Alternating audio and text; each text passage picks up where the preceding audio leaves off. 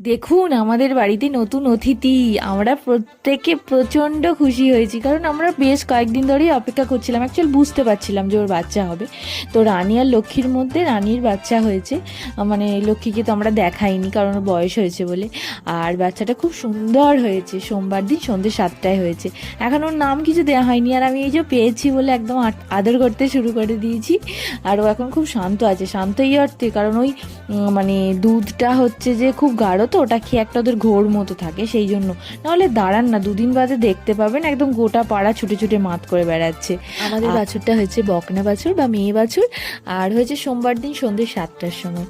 আর বাড়িতে মানে গরুর বাছুর হলে যে আনন্দটা হয় যে গাতলা ভাজা খাওয়া হবে, তো সেই জন্য একটা এক্সাইটমেন্ট থাকে। তবে আমি খুব একটা ভালোবাসি না, কিন্তু মিস্টার পিটার আছে, আমার মা আছে, কাকিমা আছে, আবার অনেকে বলেও গেছে যে আমাদের জন্য একটু রেখো গাদলা ভাজা।